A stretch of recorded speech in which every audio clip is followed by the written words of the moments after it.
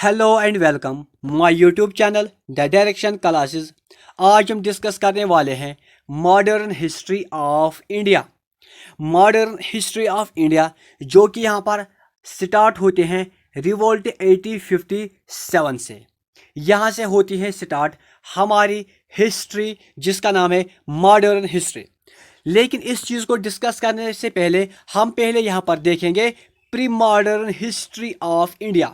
यानी जो यहाँ पर मैंने एक वर्ड लिखा हुआ है कि प्री मॉडर्न क्या था, इसी चीज़ को आज हम पहले डिस्कस करने वाले हैं ताकि यहाँ पर जो चीज़ें हैं ये अच्छे तरीके से क्लियर हो जाए। तो यहाँ पर असल में होता क्या है, यहाँ पर असल में होता है कि जो यहाँ पर मॉडर्न एज होती है ये यहाँ पर स्टार्ट होती हैं यूरोप में 14th सेंचुरी में। यानी आप याद रखोगे कि 14th सेंचुरी में यूरोप में यहाँ पर मॉडर्न एज स्टार्ट होती है, मॉडर्न एज बिगिन होती है। यहाँ पर होता क्या है मॉडर्न एज में, यहाँ पर आता है इंडस्ट्रियल रिवॉल्यूशन। यहाँ पर आ जाता है यूरोप में इंडस्ट्रियल रिवॉल्यूशन। अब जो यहाँ पर ये इंडस्ट्रियल रिवॉल्यूशन होता है इससे क्या होता है, इससे जो यहाँ पर हैंडमेड गुड्स होता है वो यहाँ पर डिक्लाइन हो जाते हैं। उनकी जो डिमांड होती है वो यहाँ पर डिक्रीज होती हैं। और जो यहाँ पर मशीन गुड्स होते हैं वो यहाँ पर बहुत ही ज़्यादा एक्सपेंड होते हैं। यानी उनकी जो डिमांड है वो यहाँ पर बहुत ही ज़्यादा इंक्रीज होती है। यानी हम कह सकते हैं कि इंडस्ट्रियल रिवॉल्यूशन से जो हम हाथ से चीज़ें बनाते थे उनकी जो डिमांड है वो यहाँ पर बहुत ही ज़्यादा कम हो गई। अब जो यहाँ पर इंडस्ट्रीज आई उनसे क्या हुआ, उनसे जो यहाँ पर गुड्स अब बन रहे थे उनकी जो डिमांड है अब वो यहाँ से बहुत ही ज़्यादा इंक्रीज होती जा रही है। क्योंकि यहाँ पर क्या हुआ, जो यहाँ पर इंडस्ट्रीज थे अब वो यहाँ पर इंक्रीज होती जा रही थी। अब यहाँ पर एक बहुत बड़ी प्रॉब्लम हो गई कि यहाँ पर जो हमारे पास रिसोर्सेज है या हम कह सकते हैं कि रॉ मटेरियल हैं ये यहाँ पर बहुत ही कम पड़ गए हैं। यानी जिस तरीके से हमें, जिस हिसाब से, जिस मयार से हमें चाहिए था मटेरियल, रॉ मटेरियल हम कह सकते हैं रिसोर्सेज, उस हिसाब से हमें यहाँ पर नहीं मिल रहा था। क्योंकि यहाँ पर जो जब हैंडमेड गुड्स बनते थे उनमें बहुत ही ज़्यादा टाइम लग जाता था बनाने में। अब जब यहाँ पर इंडस्ट्रीज हुई, अब जब यहाँ पर मशीन गुड्स यहाँ पर प्रिपेयर हो रहे थे यानी मशीनों से अब गुड्स बन रहे थे, उनके लिए यहाँ पर जो रॉ मटेरियल था वो बहुत ही ज़्यादा चाहिए था। इसलिए यहाँ पर क्या हुआ, जो यहाँ पर रॉ मटेरियल था वो यहाँ पर बहुत ही ज़्यादा कम पड़ा। हम ऐसे कह सकते हैं कि अब यहाँ पर रॉ मटेरियल उस हिसाब से नहीं मिल रहा था जिस हिसाब से यहाँ पर चाहिए था। अब यहाँ पर होता क्या है, जो यहाँ पर यूरोपियंस थे क्योंकि वहीं पर ये इंडस्ट्रियल रिवॉल्यूशन आया था। जब यहाँ पर प्रॉब्लम हुई रॉ मटेरियल की तो जो यहाँ पर यूरोपियंस थे वो उन्होंने चाहा कि अब हम यहाँ पर क्या करेंगे, हम यहाँ पर एडवेंचर करेंगे। यानी हम जाएंगे दूसरी कंट्रीज़ों में जो यहाँ पर इर्द गिर्द अराउंड उनके जो कंट्रीज़ हैं, हम अब उन्हीं कंट्रीज़ों में जाएंगे। अब उन्होंने स्पॉन्सर किया है अपने सेलर्स को, टेलर्स को नहीं बल्कि अपने सेलर्स को उन्होंने अब क्या किया, स्टार्ट स्पॉन्सर किया। अब यहाँ पर जो पहली कंट्री होती है वो होती है यहाँ पर स्पेन। जो यहाँ पर स्पेन होती है ये यहाँ पर पहली कंट्री होती है जो कि यहाँ पर स्पॉन्सर करते हैं। वो यहाँ पर भेजती है कोलंबस को बोला जाता है कि आप जाओ इंडिया को ढूंढने के लिए। यानी जो यहाँ पर स्पेन होता है उन्होंने सुना हुआ होता है कि जो यहाँ पर इंडिया है वहाँ पर बहुत ही ज़्यादा रिसोर्सेज हैं। जो यहाँ पर इंडिया है it is a resourceful country in the world. तो उन्होंने क्या किया, उन्होंने यहाँ पर एक सेलर को भेजा जिसका नाम था कोलंबस। 1492 में उसको बोला गया कि आप यहाँ पर जाओ for the discovery of India, India को डिस्कवर करने के लिए आप जाओ।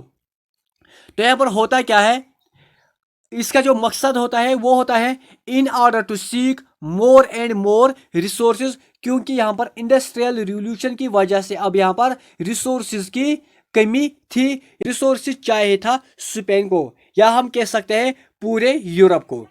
यहाँ पर होता क्या है, जो ये कोलंबस होता है, ये यहाँ पर जो इसका वे होता है वो इसको लास्ट होता है।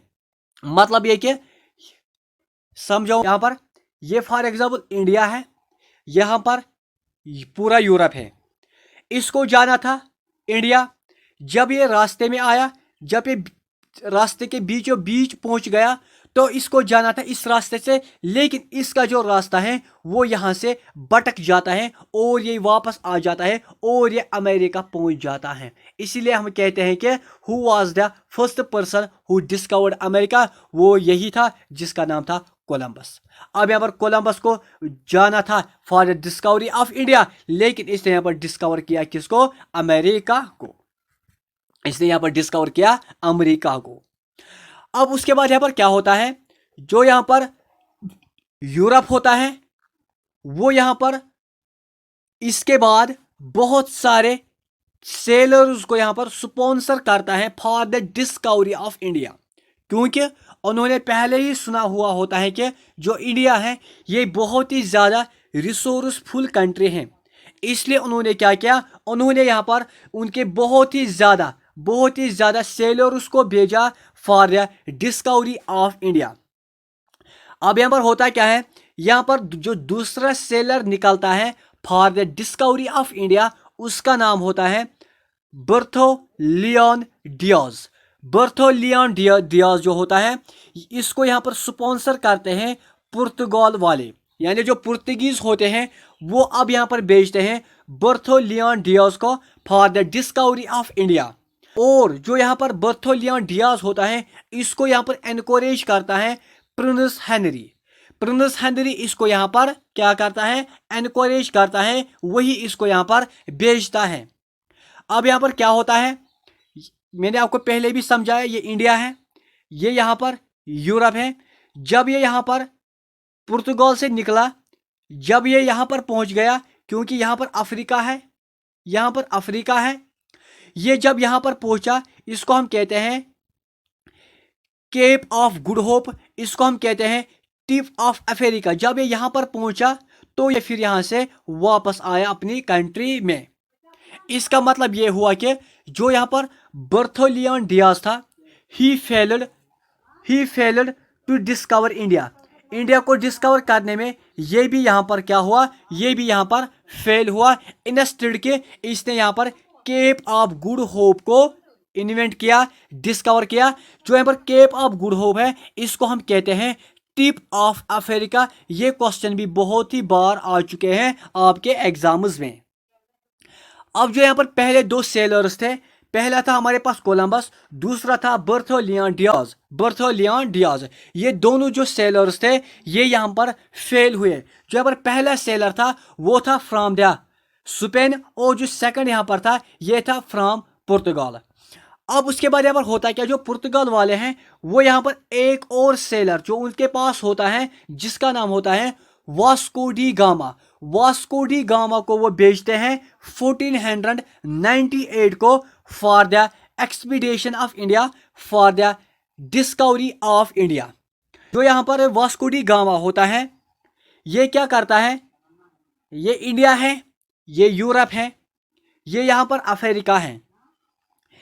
जब यहाँ पर वास्को डी गामा बीच में पहुँचता है, समंदर के बीच में पहुँचता है, तो यहाँ पर इसको क्या होता है, इसको यहाँ पर नज़र पड़ जाती है एक सेलर होता है इंडियन ओशन में। इंडियन ओशन में उस टाइम एक सेलर होता है, और जो यहाँ पर वास्को डी गामा होता है ये अप्रोच करता है टू दिस पर्सन, जो कि यहाँ पर इंडियन ओशन में होता है, जो कि इंडिया का ही हिस्सा था उस टाइम भी। जब यहाँ पर ये वास्को डी गामा उसके पास पूछता है, जब इन दोनों के दरमियान एक इंटरएक्शन हो जाती है, बातचीत होती है, डिस्कशन होता है, तो उसके बारे में होता क्या है, जो वास्को डी गामा है ये उसको बोलता है कि मुझे जाना है इंडिया, मुझे जाना है इंडिया। मैंने सुना कि वहाँ पर लोग बहुत ही अच्छे हैं, मैंने सुना कि वो बहुत ही ज़्यादा अच्छे लोग हैं वहाँ पर रह रहे हैं। तो जो यहाँ पर ये बंदा था, ये पर्सन था, इसने इसको बोला हाँ I am also the Indian person, I am also the Indian person. तो यहाँ पर क्या हुआ, इसने या फिर इसको पहुंचा दिया इंडिया में, इसको इसने पहुंचा दिया इंडिया में। जो यहाँ पर वास्को डी गामा है ये यहाँ पर पहुंचता है 17 मई 1498 को, ये पहुंचता है कैलीकट। इस नाम को आप यहाँ पर याद रखोगे क्योंकि ये क्वेश्चन बहुत ही बार आ चुका है। जब ये यहाँ पर कैलीकट पहुंचता है जिसको हम कहते हैं कोझिकोड, ये पॉइंट भी बहुत ही ज़्यादा इंपॉर्टेंट है आपके एग्जाम के लिए, क्योंकि क्वेश्चन पूछा जा सकता है जनरल नॉलेज में भी कि कैलीकट को हम और किस नाम से जानते हैं। तो आपका राइट आंसर होगा यहाँ पर कोझिकोड। कोझिकोड को हम कहते थे या कैलीकट को हम कहते थे the spice centre of India, spice centre of India भी हम इसको बोलते हैं। जब यहाँ पर 17 मई 1498 को वास्को डी गामा पहुंचता है तो यहाँ पर बादशाह होता है जिसका नाम होता है किंग जोमूरिया। किंग जोमूरिया क्या करता है, यही इसको यहाँ पर रिसीव करता है, यानी वास्को डी गामा को यहाँ पर किंग जोमूरिया क्या करता है, रिसीव करता है। इस पॉइंट को आप यहाँ पर याद रखोगे। जो यहाँ पर किंग जोमूरिया होता है ये बहुत ही ज़्यादा रेस्पेक्ट करता है किसको, वास्को डी गामा को। और जो वास्को डी गामा होता है जब उसको यहाँ पर बहुत ही ज़्यादा रेस्पेक्ट मिलता है, जब उसको यहाँ पर बहुत ही ज़्यादा स्टेटस मिलता है, जब उसको यहाँ पर बहुत अच्छे तरीके से उसकी यहाँ पर हम कह सकते हैं कि खिदमत की जाती है, तो वो भी यहाँ पर फिर तारीफ़ करता है। उन्होंने फिर बोला कि जो इंडिया के लोग हैं मैंने पहले ही सुना था कि वो बहुत ही काइंड हार्टेड पर्सन है, वो बहुत ज़्यादा रेस्पेक्टेड फुल पर्सन है, वो बहुत ही अच्छे लोग हैं। तो यहाँ पर क्या होता है, जो यहाँ पर वास्को डी गामा होता है हम कह सकते हैं कि he was the first person who enter India. हम कह सकते हैं कि he was from Portugal, so Portugal was the first power to enter in India, to enter in India. जो यहाँ पर वास्को डी गामा होता है जब वो वापस जाता है, जो यहाँ पर किंग जोमूरिया होता है वो इसको अपने जहाज़ में बहुत ही ज़्यादा सामान देता है, बहुत ही ज़्यादा सामान देता है और बोलता है कि आप जाओ अपनी कंट्री में, वहाँ पर उनको बोलना है कि वहाँ पर कितने अच्छे लोग हैं। उसके बाद यहाँ पर जो वास्को डी गामा होता है ये वापस जाता है अपनी कंट्री जिसका नाम होता है पुर्तगाल। अब यहाँ पर क्वेश्चन आता है कि who was the first European power to enter in India. तो आपका राइट आंसर होगा यहाँ पर पुर्तगाल। अब यहाँ पर इंडिया को किसने डिस्कवर किया है, तो वास्को डी गामा ने किया है। कब किया इसने इसको डिस्कवर, 17 मई 1498 को। ये कहाँ पर पहुंचा, पहले कैलीकट पहुंचा। किसने इसको रिसीव किया, किंग जोमूरिया ने इसको यहाँ पर रिसीव किया है। अब यहाँ पर स्टार्ट होता है ट्रेड बिटवीन, यहाँ पर स्टार्ट होता है trade between India and Portugal. India and Portugal का जो ट्रेड है वो यही से यहां से स्टार्ट हो जाता है। उसके बाद पर क्या होता है, जो यहां पर पुर्तगाल वाले होते हैं वो यहां पर कोचिन गोवा इसको वो बनाते हैं HQ यानी हेडक्वार्टर्स। इस पॉइंट को भी आप यहाँ पर नोट करोगे क्योंकि क्वेश्चन आता है कि जो यहाँ पर पुर्तगाल थे उनके हेडक्वार्टर्स कहाँ पर थे। आपका राइट आंसर होगा यहाँ पर Cochin and Goa wire the permanent headquarters for their trade. जो यहाँ पर कोची है इसको हम बोलते हैं क्वीन ऑफ अरेबियन सी। इस पॉइंट को भी आप यहाँ पर नोट करोगे।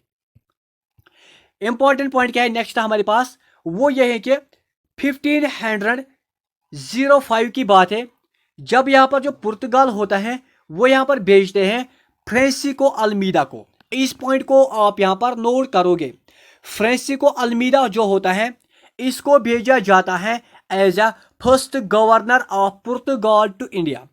First governor of Portugal to India was Francisco Almeida. जो यहाँ पर फ्रांसिस्को अल्मीदा होता है ये यहाँ पर ट्रेड, जो इसका ट्रेडिंग सेंटर्स होता है, जो इसके जो ट्रेनिंग सेंटर्स होते हैं वो पहले कोचिंग गोवा में होते हैं, उसके बाद ये इनको एक्सटेंड करता है हुगले, दमन एंड दीव तक। उसके बाद यहाँ पर क्या होता है, अल्बी कोरी को यहाँ पर भेजा जाता है second governor of Portugal to India, इसको भेजा जाता है 1509 में। इस पॉइंट को भी आप यहाँ पर नोट करोगे क्योंकि क्वेश्चन आता है कि who was the second governor of Portugal to India. तो आपका राइट आंसर होगा यहाँ पर अल्बी कोरी। कब भेजा गया है? 1509 में।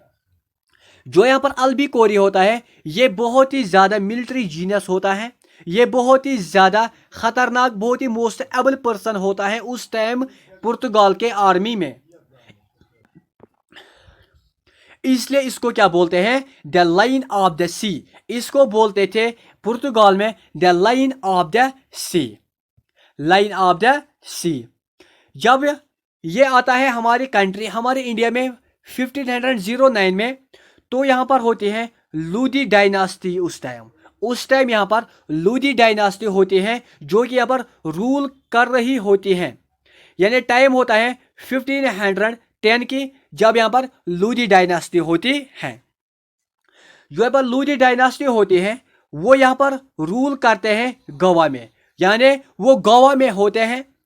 उनका जो उस टाइम रूलर होता है उसका नाम होता है Yusuf Adil Shah. Yusuf Adil Shah was the ruler of Lodi dynasty in 1510। जो यहाँ पर यूसुफ आदिल शाह होता है, जो यहाँ पर लूदी डायनास्टी होती है, उनका जो होल्ड होता है साउथ में वो बहुत ही कम होता है। यानी उनकी जो, हम कह सकते हैं कि उनकी जो मजबूतियत होती है, हम कह सकते हैं कि उनका जो होल्ड होता है वो ज़्यादातर होता है गोवा में ही, लेकिन उनका जो होल्ड होता है वो बहुत ही ज़्यादा कम होता है साउथ में।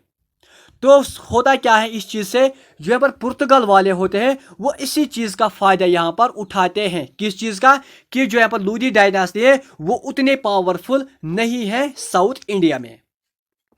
तो यहाँ पर होता क्या है, जो यहाँ पर अल्बी कोरी है होता है वो यहाँ पर डिफीट करता है यूसुफ आदिल शाह को। यानी यहाँ पर एक बैटल होती है किस किस के दरमियान में? अल्बी कोरी और यूसुफ आदिल शाह के दरमियान में।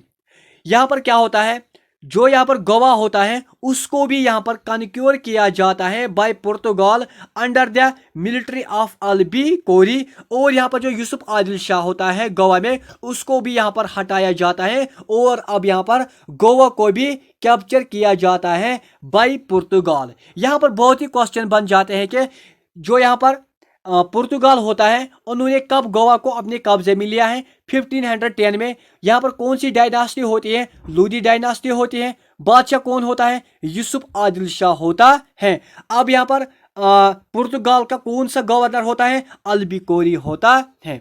आई होप कि यहाँ तक सारी चीज़ें आपको क्लियर हुए होंगे। कैसे यहाँ पर पहले पुर्तगाल वाले आते हैं ट्रेड करने के लिए, उसके बाद यहाँ पर धीरे धीरे उन्होंने पहले यहाँ पर लूदी डायनास्टी को हटाया है।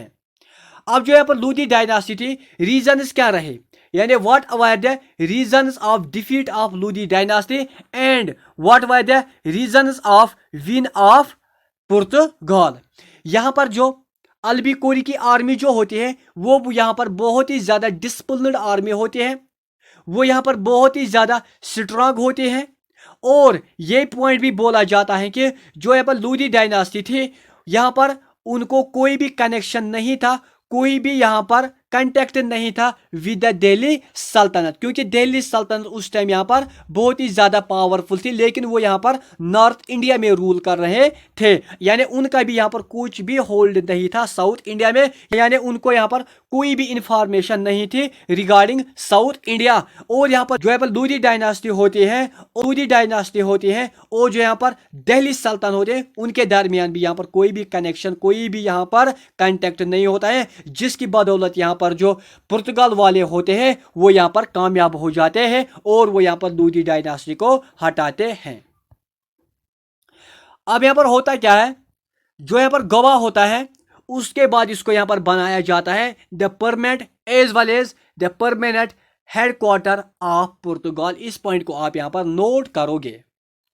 जो यहाँ पर गोवा होता है, एक तो इसको बनाया जाता है परमानेंट कैपिटल, दूसरा कि इसको यहाँ पर बनाया जाता है परमानेंट हेडक्वार्टर ऑफ पुर्तगाल। उसके बाद जो यहाँ पर गोवा होता है, इसको हम यानी इंडिया इसको एनेक्स करता है फिर आफ्टर इंडिपेंडेंस यानी 1954 को बाय मिलिट्री फोर्सेस। इस पॉइंट को भी आप यहाँ पर नोट करोगे क्योंकि ये क्वेश्चन भी बहुत बार आ चुका है कि गोवा को यहाँ पर कब एनेक्स किया गया है बाय पुर्तगाल ने। उसके बाद क्वेश्चन आता है कि इंडिया ने इसको यहाँ पर फिर कब एनेक्स किया है, तो आपका राइट आंसर होगा यहाँ पर 1954। अब यहाँ पर हम कुछ और चीजें डिस्कस करेंगे जो कि यहाँ पर बहुत ही ज्यादा इंपॉर्टेंट है। जब यहाँ पर पुर्तगाल वाले आए थे, उन्होंने अपने साथ किन किन चीजों को लाया है, what they brought with them. जब वो यहाँ आए हमारे इंडिया में, उन्होंने अपने साथ क्या लाया है। एक तो पोटैटो, ये भी आया है पुर्तगाल से। पाइन एप्पल भी उन्होंने यहाँ पर लाया। प्रिंटिंग प्रेस भी उन्होंने लाया। टैबेको भी उन्होंने ही लाया। और दो चीजें हैं यहाँ पर जो कि यहाँ पर पुर्तगाल वाले ने यहाँ पर लाए हैं, वो आप मुझे यहाँ पर कमेंट बॉक्स में जरूर कमेंट करके बताना कि वो चीजें यहाँ पर क्या थी। और उसके बाद हम यहाँ पर पढ़ेंगे कि व्हाट दे टूक फ्रॉम इंडिया, उन्होंने यहाँ पर इंडिया से क्या लिया है। पहले आप इनको ये याद करोगे कि potato, pine Apple, printing press, tobacco, ये चीजें उन्होंने अपने साथ लाए हमारे इंडिया में। यानी पोटैटो भी, पाइन एप्पल भी, प्रिंटिंग प्रेस भी, टैबेको भी, ये हमारे इंडिया में नहीं था, ये यहाँ पर पुर्तगाल वालों ने लाया है। अब उन्होंने इंडिया से क्या लिया, यानी उन्होंने हमारी कंट्री में किस चीज को अपनी कंट्री में लिया है, तो वो था spices and Indigo. In points को भी आप यहाँ पर अच्छे तरीके से नोट करोगे क्योंकि ये बहुत ही ज्यादा इंपॉर्टेंट है आपके एग्जाम्स के लिए। आई होप कि आपको यहाँ पर सारा कुछ समझ में आया होगा। अगर आपको कोई भी क्वेरी हो, कोई भी डाउट हो, तो आप जरूर कमेंट बॉक्स में लिखना। आपको वीडियो कैसा लगा ये भी आप यहाँ पर कमेंट बॉक्स में लिखोगे। अब यहाँ पर अगर आपको वीडियो अच्छा लगा हुआ होगा तो आप जरूर सब्सक्राइब, शेयर, लाइक करना। अब हम मिलेंगे अपने नेक्स्ट वीडियो में जिसमें हम पढ़ेंगे डच को। तब तक के लिए बाय, टेक केयर।